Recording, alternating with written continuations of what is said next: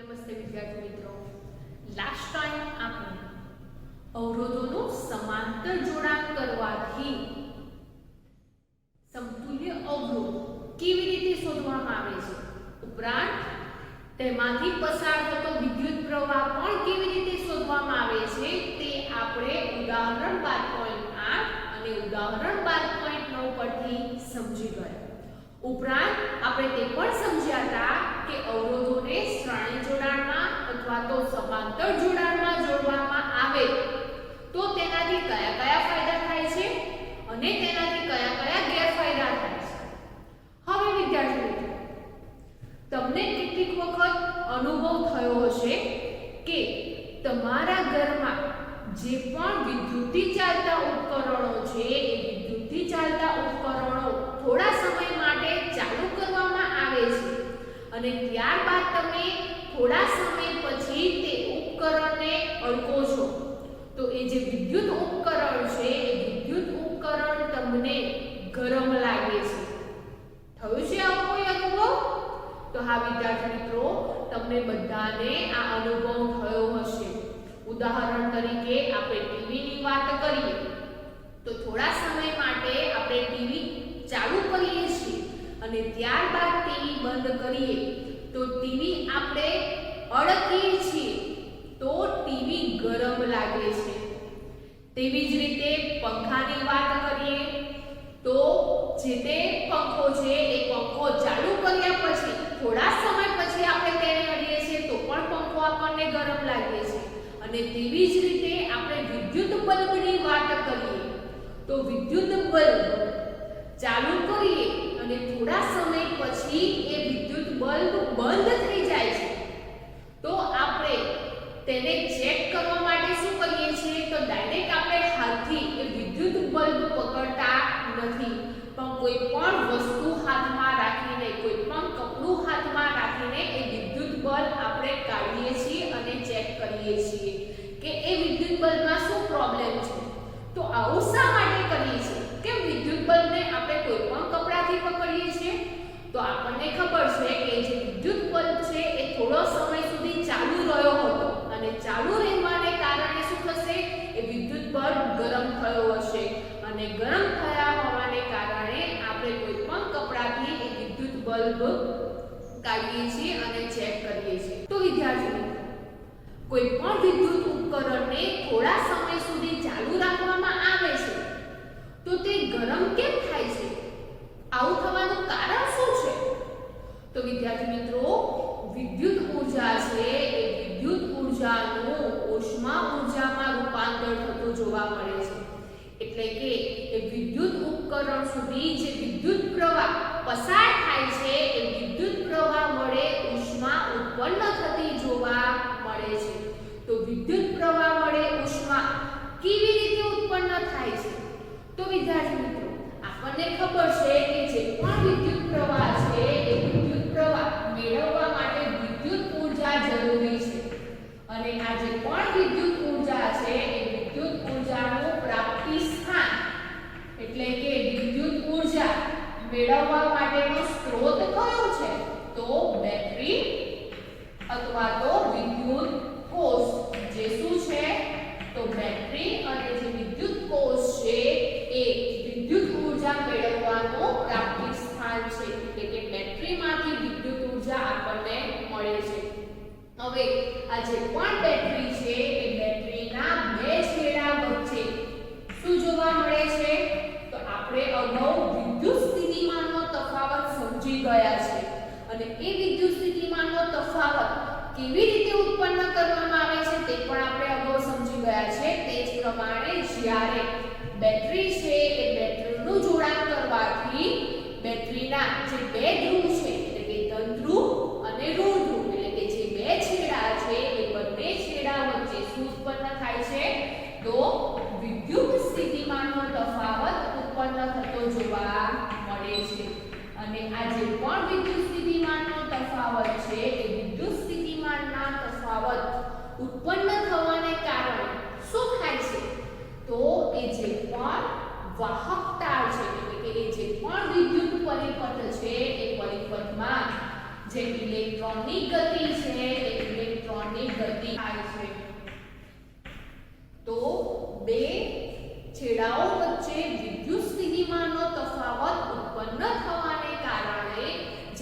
Battery છે એ બેટરીમાંથી વિદ્યુત પ્રવાહ પસાર થાય છે એટલે કે ઇલેક્ટ્રોનની ગતિ થાય છે. હવે આપણને ખબર છે ઇલેક્ટ્રોનની ગતિ થશે તો શું થશે?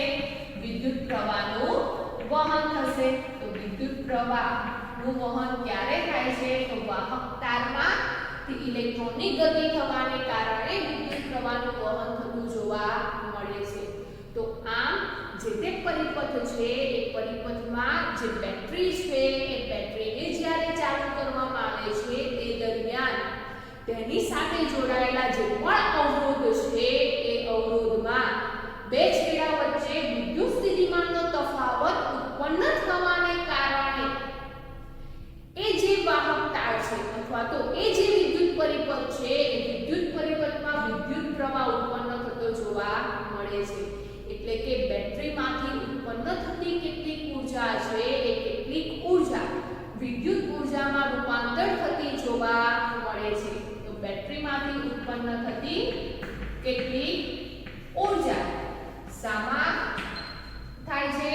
તો વિદ્યુત ઊર્જામાં ખર્ચાય છે. આપણને ખબર છે કે બે છેડા વચ્ચે વિદ્યુત સ્થિતિમાનનો તફાવત ઉત્પન્ન કરવા માટે કંઈક ને કંઈક કાર્ય કરવું પડે છે. તો વિદ્યુત પ્રવાહ ઉત્પન્ન કરવા માટે જે બેટરી છે એ બેટરી વિદ્યુત ઊર્જા એટલે કે ઊર્જા મેળવવાનું પ્રાપ્તિ સ્થાન છે.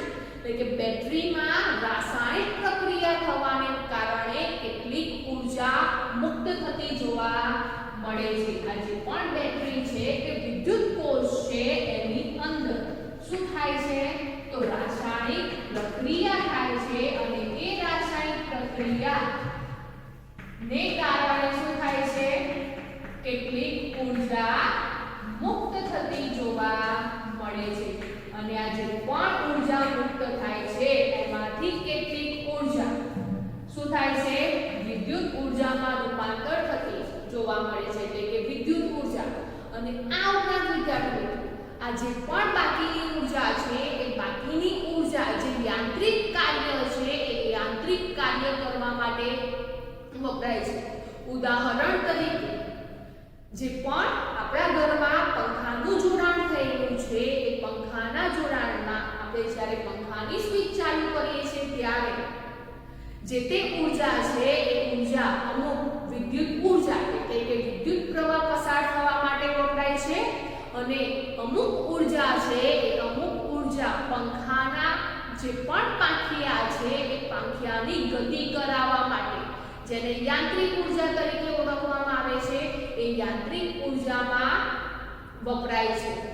અને બાકીની અમુક ઊર્જા છે એ જ્યારે પંખો ગતિ કરવાનું ચાલુ કરે છે એટલે કે પંખોના જે પાંખિયા છે એ પાંખિયા ફરવાનું ચાલુ કરે છે ત્યારે ધીમે ધીમે શું થાય છે કે જે પણ અમુક ઊર્જા છે એ ઉષ્મામાં રૂપાંતર થતી જોવા મળે છે. એટલે કે અમુક ઊર્જા ઉષ્મામાં વપરાય છે જેને કારણે જે તે વિદ્યુત ઊર્જા છે એ વિદ્યુત ઊર્જાનું ઉષ્મા ઊર્જામાં રૂપાંતર થતું જોવા મળે છે. તો આપણા ઘરમાં જે પણ વિદ્યુત ઉપકરણ છે એ વિદ્યુત ઉપકરણમાં જે બેટરી છે એ બેટરીનું જોડાણ જે તે અવરોધ સાથે કરવામાં આવે છે ત્યારે બેટરીની અંદર રાસાયણિક પ્રક્રિયા થવાને કારણે કેટલીક ઊર્જા ઉત્પન્ન થાય છે, મુક્ત થાય છે. અને એમાંથી કેટલીક ઊર્જા યાંત્રિક ઊર્જા માટે વપરાય છે, કેટલીક ઊર્જા વિદ્યુત ઊર્જા માટે વપરાય છે અને બાકીની જે ઊર્જા છે એ ઉષ્મા ઊર્જામાં રૂપાંતર થતી જોવા મળે છે. એટલે કે ઉષ્મા ઊર્જામાં વપરાય છે. જેથી આપણે કહી શકીએ કે વિદ્યુતથી ચાલતા જે સાધનો છે કે ઉપકરણો છે એ ઉપકરણોમાં વિદ્યુત ઊર્જા જોવા મળે છે અને ધીમે ધીમે એ વિદ્યુત ઊર્જાનું ઉષ્મા ઊર્જામાં રૂપાંતર થતું જોવા મળે છે જેને કારણે જે તે વિદ્યુત ઉપકરણ છે એ થોડા સમય પછી ગરમ જોવા મળે છે. તો આમ વિદ્યુત પ્રવાહનું વહન થાય છે તે દરમિયાન જે તે ઉપકરણમાં ઉષ્મા ઉત્પન્ન થતી જોવા મળે છે. તો શું થશે? વિદ્યુત ઊર્જાનું ઉષ્મા ઊર્જામાં રૂપાંતર થાય છે જેને શું કહેવામાં આવે છે? તો જેને વિદ્યુતની તાપીય અસર તરીકે ઓળખવામાં આવે છે.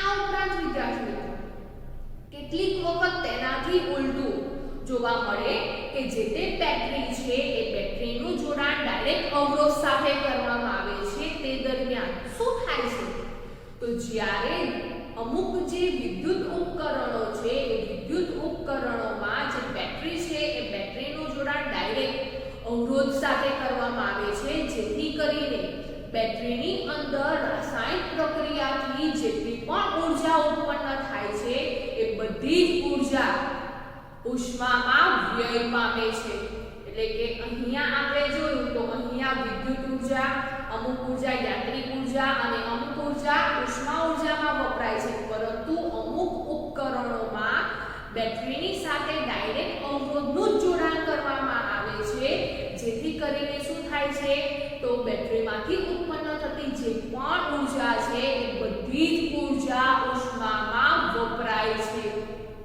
જેને પણ વિદ્યુતની તાપીય અસર તરીકે ઓળખવામાં આવે છે અને એવા કયા ઉપકરણ છે તો ઉદાહરણ તરીકે વિદ્યુત હીટર અથવા તો વિદ્યુત ઇસ્ત્રી આપણે હીટર અને ઇસ્ત્રીથી પરિચિત છીએ કે જેવું હીટર અથવા તો ઇસ્ત્રી ચાલુ કરીએ છીએ તરત જ શું થાય છે તો તરત જ એ જે પણ ઉપકરણ છે તરત જ ગરમ થતા જોવા મળે છે જેને કારણે વિદ્યુત હીટરથી આપણે પાણી ગરમ કરીએ છીએ અને વિદ્યુત ઇસ્ત્રીથી આપણા જે પણ કપડાં છે એ કપડાને આયન એટલે કે પ્રેસ કરીએ છીએ તો આ વિદ્યાર્થી મિત્રો જે તે વિદ્યુતથી ચાલતા ઉપકરણો છે એ વિદ્યુત ઊર્જાનું ઉષ્મા ઊર્જામાં રૂપાંતર થવાને કારણે એ જે તે ઉપકરણો ગરમ થતા જોવા મળે છે જેને વિદ્યુતની તાપીય અસર તરીકે ઓળખવામાં આવે છે અને અમુક ઉપકરણોમાં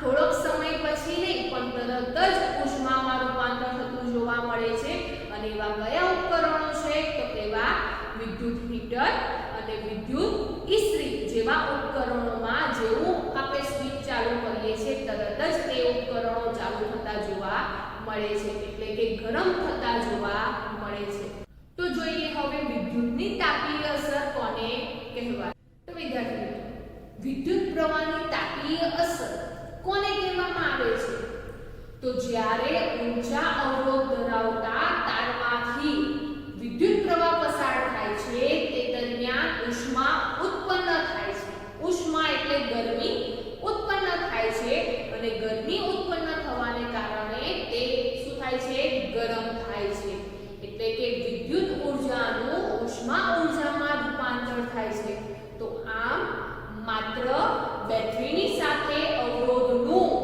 જોડાણ થયેલો જે વિદ્યુત પરિપથ છે એ વિદ્યુત પરિપથમાં ઉત્પન્ન થતી જે પણ ઊર્જા છે એ ઊર્જા ઉષ્મામાં વ્યય પામે છે જેને વિદ્યુત પ્રવાહની તાપીય અસર તરીકે ઓળખવામાં આવે છે તો વિદ્યુત પ્રવાહની તાપીય અસર કોને કહેવામાં આવે છે તો માત્ર શુદ્ધ અવરોધીય પરિપથ શુદ્ધ અવરોધીય પરિપથ એટલે કે બેટરીની સાથે ફક્ત અવરોધનું જ જોડાણ થયેલું જોવા મળે છે અને ઊંચા અવરોધ તાર તરીકે આપણે નિક્રોમનું ઉદાહરણ પણ લઈ શકીએ છીએ કે જે નિક્રોમ છે એ નિક્રોમ તાર ઊંચો અવરોધ ધરાવતો તાર છે અને એમાંથી જો વિદ્યુત પ્રવાહ પસાર થાય છે જેથી કરીને શું થાય છે ઊર્જા ઉત્પન્ન થાય છે અને ઊર્જા ઉત્પન્ન થવાને કારણે તે ગરમ થતું જોવા મળે છે તો શુદ્ધ અવરોધીય પરિપથ એટલે એવો પરિપથ જેમાં બેટરીની સાથે ફક્ત અવરોધનું જોડાણ થયેલું હોય તો માત્ર શુદ્ધ અવરોધીય પરિપથમાં બેટરીની સંપૂર્ણ ઊર્જા બેટરીમાંથી ઉત્પન્ન થયેલી સંપૂર્ણ ઊર્જા સતત ઉષ્મા સ્વરૂપે વ્યય પામે છે જેને વિદ્યુત પ્રવાહની તાપીય અસર તરીકે ઓળખવામાં આવે છે અને ઉદાહરણ તરીકે કયા ઉપકરણોમાં વિદ્યુત પ્રવાહની તાપીય અસર જોવા મળે છે તો વિદ્યુત હીટર અને વિદ્યુત ઇસ્ત્રી ત્યારબાદ વિદ્યાર્થી મિત્રો આ જે પણ વિદ્યુત પરિપથ છે એ વિદ્યુત પરિપથમાં જે પણ વિદ્યુત પ્રવાહને કારણે ઉષ્મા ઉત્પન્ન થાય છે ત્યારે ઉત્પન્ન થતી જે પણ ઉષ્મા ઊર્જા છે એ ઉષ્મા ઊર્જાનું સૂત્ર કેવી રીતે મેળવવામાં આવે છે અથવા તો જૂલનો તાપીય નિયમ કોને કહેવામાં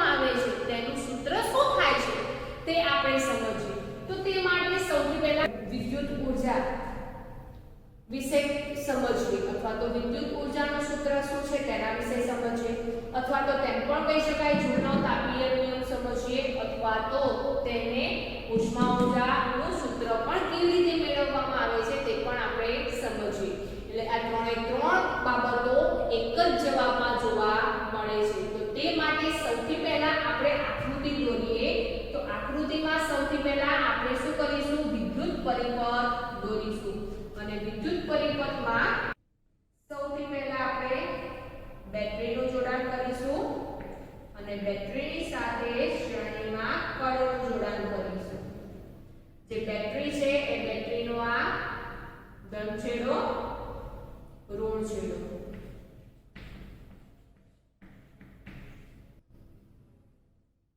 અને ત્યારબાદ ઉપરની તરફ અવરોધનું જોડાણ કરીશું. ફક્ત અવરોધનું જોડાણ કરીશું.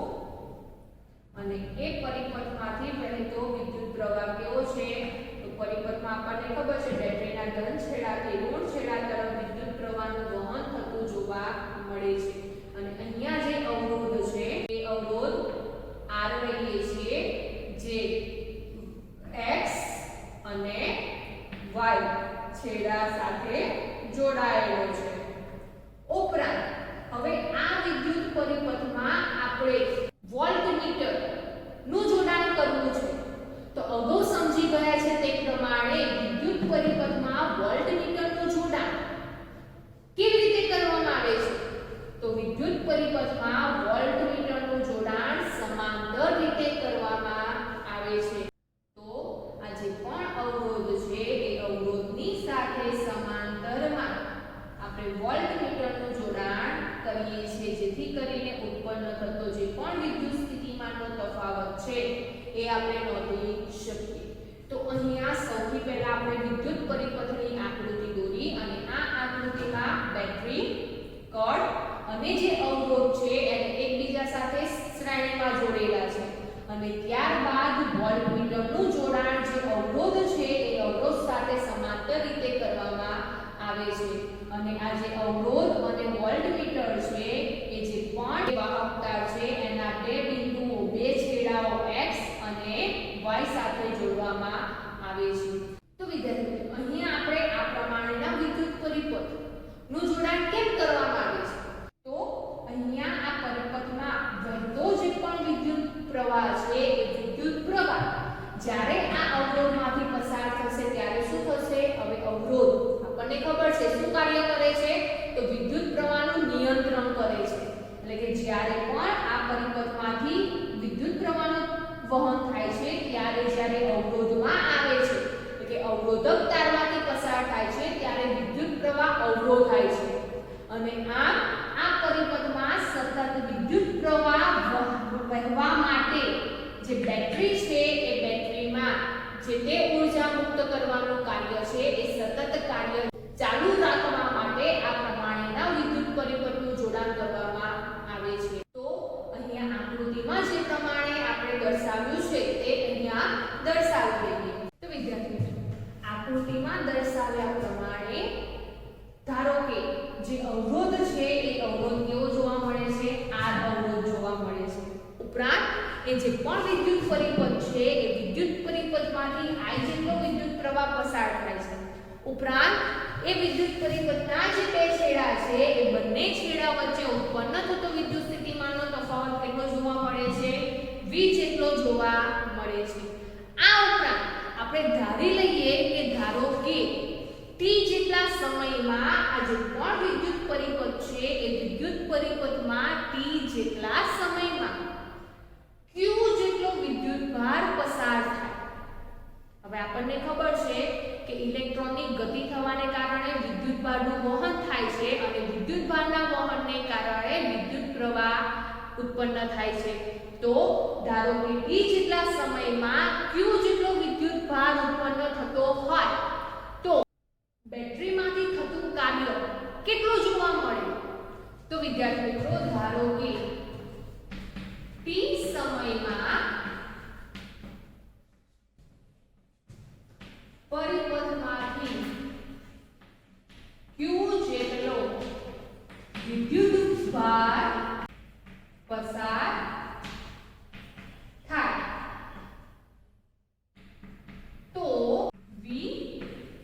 જેટલા વિદ્યુત સ્થિતિમાનના તફાવત વડે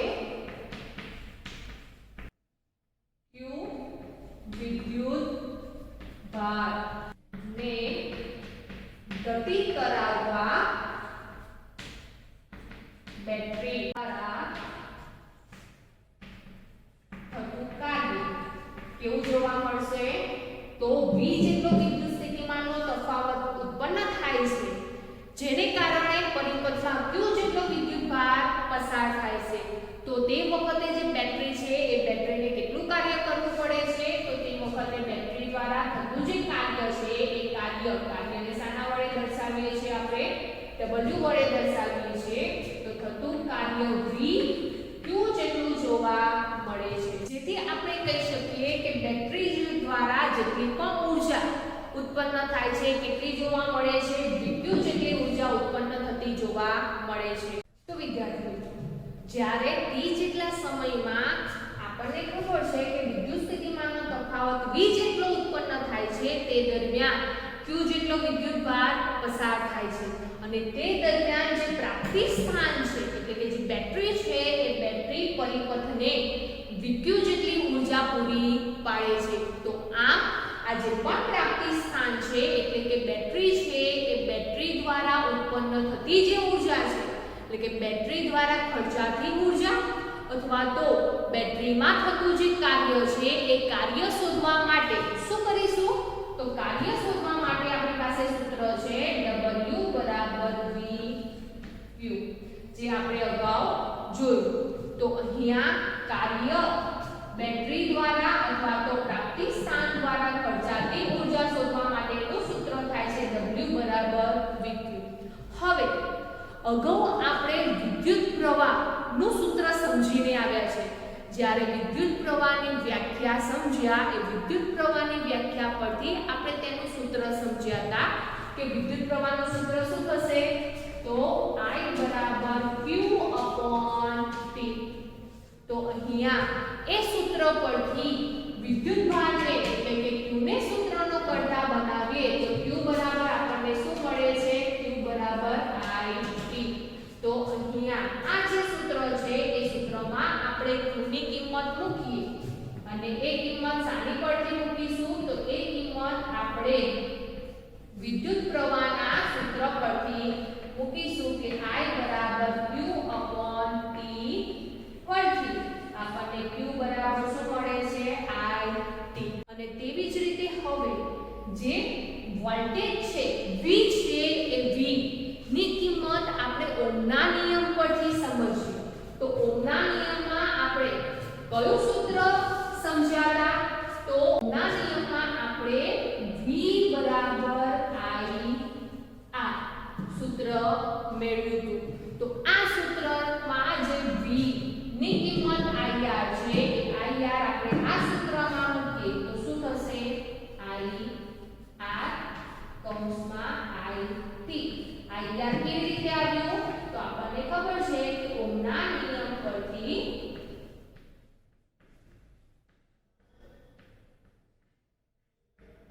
V બરાબર IR, તેના પરથી આપણે V ની કિંમત મૂકી.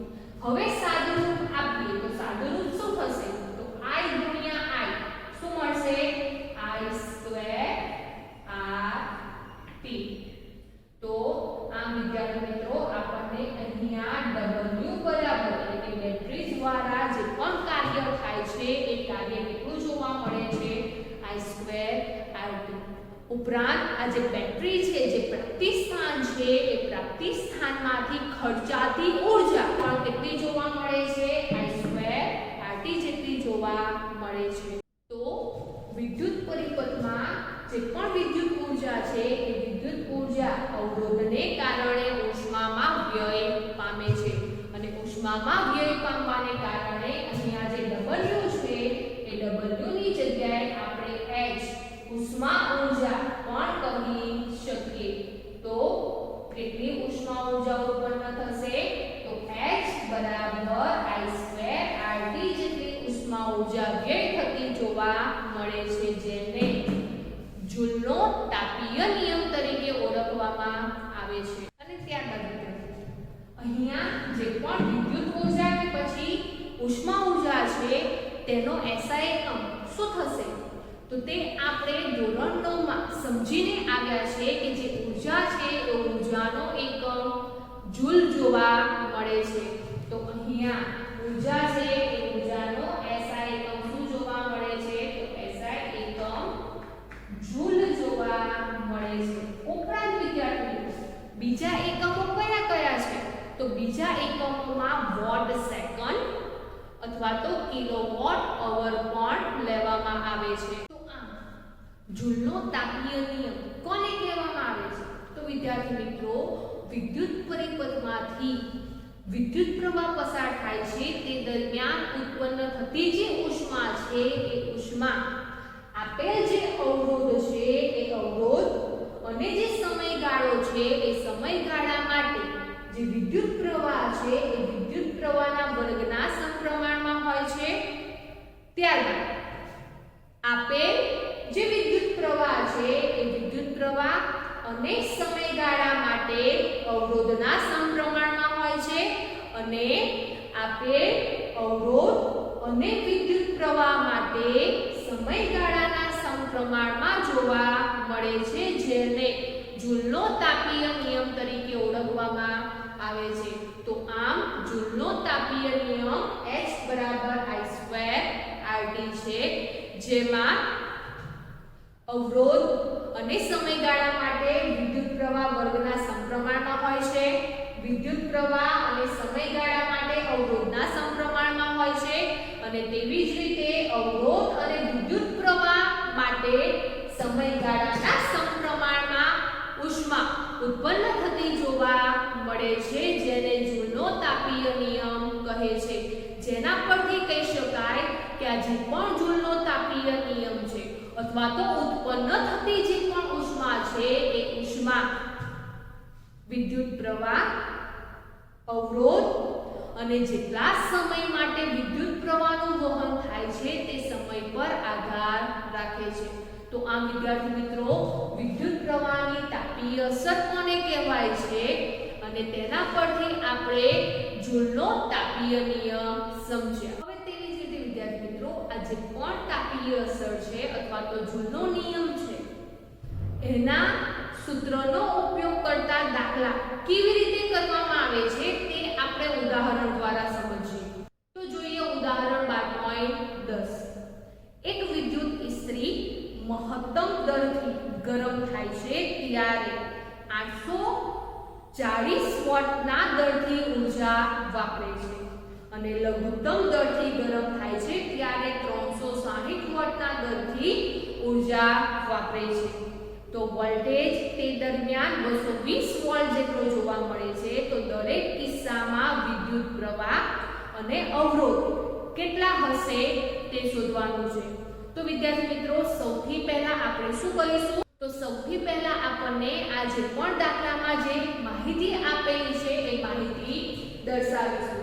તો સૌથી પહેલા આપણે જોઈએ છીએ ઉદાહરણ 12.10. તો વિદ્યાર્થી મિત્રો અહીંયા આપણને જે માહિતી આપેલી છે માહિતી દર્શાવી દીધી છે. હવે આ દાખલામાં આપણને શું આપેલું છે? તો આ દાખલામાં જે વિદ્યુત ઇસ્ત્રી છે એ વિદ્યુત ઇસ્ત્રીને જો મહત્તમ દરથી ગરમ કરવામાં આવે છે ત્યારે પાવર કેટલો 840 વોટ જેટલો હોય છે, જ્યારે લઘુત્તમ દરથી ગરમ થાય ત્યારે 360 વોટ જેટલો પાવર જોવા મળે છે. તો અહીંયા પાવર આ દાખલામાં આપણને પાવર આપેલો છે. તો પાવર કોને કહેવામાં આવે છે તે આપણે ધોરણ 9 માં સમજીને આવ્યા છે કે કાર્ય કરવાના સમય દરને પાવર તરીકે ઓળખવામાં આવે છે અથવા તો પરિપથમાં વપરાતી જે પણ વિદ્યુત ઊર્જા છે એ વિદ્યુત ઊર્જાના સમય દરને વિદ્યુત પાવર તરીકે ઓળખવામાં આવે છે. તો અહીંયા જે પણ પાવર છે એ પાવર વિશે આપણે આના પછીના ટોપિકમાં સમજીશું, પરંતુ ટૂંકમાં પાવર વિશે સમજીએ તો વિદ્યુત પરિપથમાં વપરાતી જે વિદ્યુત ઊર્જા છે એ ઊર્જાનો સમય દર અથવા તો એકમ સમયમાં ખર્ચાતી વિદ્યુત ઊર્જાને પાવર તરીકે ઓળખવામાં આવે છે અને એ પાવર શોધવા માટેનું સૂત્ર શું થાય છે?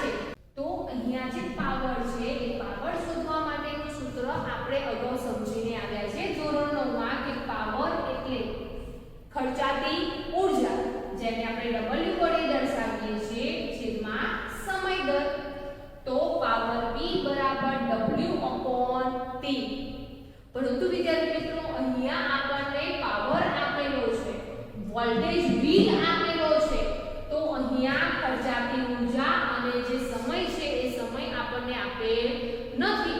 તો કયા સૂત્રનો ઉપયોગ કરીશું? તો વિદ્યાર્થી મિત્રો પાવર શોધવા માટેનું બીજું પણ એક સૂત્ર છે કે V બરાબર VI. આ સૂત્રનો આપણે ઉપયોગ કરીશું. ત્યારે આપણને શું પ્રાપ્ત થશે? તો ત્યારે આપણને વિદ્યુત પ્રવાહ પ્રાપ્ત થશે.